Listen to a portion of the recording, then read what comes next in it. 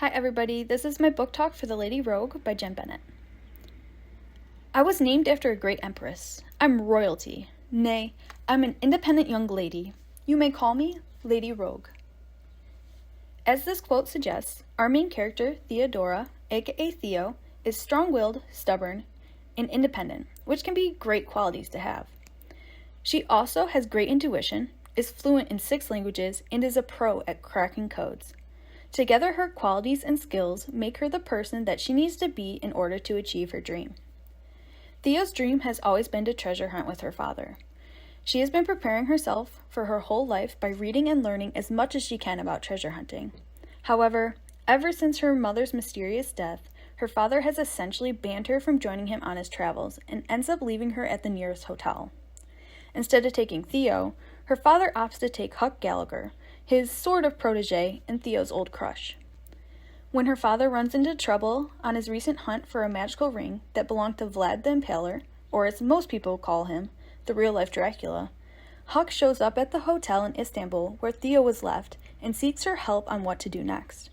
After some arguing and running from the strange people following them, they decide to set off on a crazy adventure across Romania that involves lots of magic, interesting witches, and a dangerous occult society, all in order to find and rescue Theo's father, Richard, before it's too late. There are 2 excerpts from the book that I want to share with you. The first excerpt is from pages 24 and 25. Let's start over again. What about a simple, "Hello, Huck, good to see you"? "Why am I seeing you at all?" I said, aspirated. "What are you doing in Istanbul, much less my room? How did you get here?" "Well, let's see. I drove all the way from Tokat." "Tokat? You were with father?" A dozen emotions sprang up inside me like unwanted weeds in the middle of a perfect lawn. Anger, hurt, jealousy. If he's been with father, that meant Huck had been helping him with the Turkey expedition. Behind my back, both of them lying to me. "The 2 of you have been in contact? For how long? This entire time?" I mean, I knew father communicated with Huck occasionally at least, enough to report to me that Huck was still alive and living with his aunt. "Theo," he said my name as if he pitied me and was trying to spare my feelings, which only made me angry and paranoid. "Have you been meeting up with father at other expeditions?" "Not necessarily." "What in the hell does that mean?" "It's a bit of a long story," he said, eyes darting away. "Oh, I bet it is, and I've got plenty of time. And apparently so do you, since you're taking baths in my room and exchanging our train tickets. Was that you?" "Christ alive, this hotel is gossipy," he murmured. "Remind me to fill out a complaint card when we're checking out." "And to top it all off, you told the concierge you were my brother," I said, suddenly livid. "My brother? That's rich." Worst part was, he nearly used to be. I selected this excerpt because it showcases the moment that Theo found out that her father and Huck were treasure hunting behind her back. It also gives a little hint of the relationships between Huck, Theo, and her father, Richard. The second excerpt is from pages 81 and 82. "We need to escape the train," I said. "You're damn right we do." "No," I said. "I mean make a run for it. When it stops, we need to sneak out and leave. Run, walk, whatever. We need to take our chances out there," I said, gesturing to the rolling landscape. "Father told you to keep these people away." "Yes."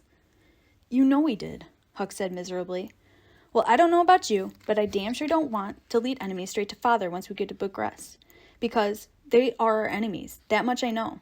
Better to ditch the man and his white wolf now." "You're actually suggesting that we run away from the train, with no plan, no destination, just run off into the fields? This isn't the Para Palace Hotel, Banshee. That's wilderness out there." "And a town, Rus. Sure, it may be small, but we're stopping at the Danube, a massive river. People have used it as a trade route for centuries.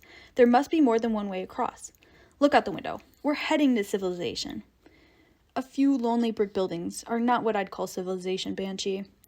"We'll find a way to the Romanian side," I assured him. "Then we'll catch a bus or another train, something. It'll be an adventure." He snorted a laugh. "Is that what we're calling it?" "Look," I said, frustrated. "All I know is that we're sitting ducks if we stay here with that horrible man. And if we're going to lose him, we need to do it before we get to customs, while everyone is getting off the train. Agreed?" To my surprise and great relief, Huck didn't need further convincing. He merely looked me in the eye and nodded firmly, and said, "Pack your things. Only what you can carry." I selected this excerpt because it highlights the first major turn in Theo and Huck's journey to meet up with her father. It also shows how Theo and Huck make most of their decisions by arguing. Overall, I would probably give this book a 3 out of 5 star rating. I liked the characters and the little quirks that the author gave them. Theo and her crossword puzzle addiction, and Huck and how he constantly messed up proverbs. But I felt that the story never really went deeper than surface level. Like how magic was introduced, but I never really understood how it was used and its purpose.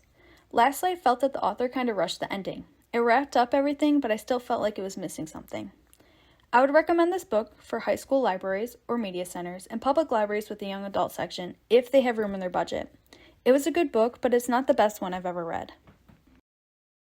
If you like The Lady Rogue by Jenn Bennett, then you should check out these 2 books that also involve going on an adventure full of magic, mysteries, and love. The first book is A Touch of Gold by Annie Sullivan. The second book is Curse of the Spectre Queen by Jenny Elder Moak. Both of these recommendations are the first in their series.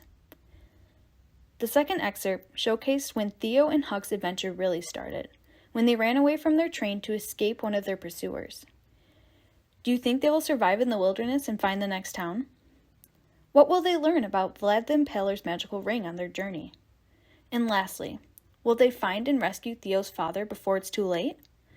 Read The Lady Rogue by Jenn Bennett to learn what happens to Theo and Huck.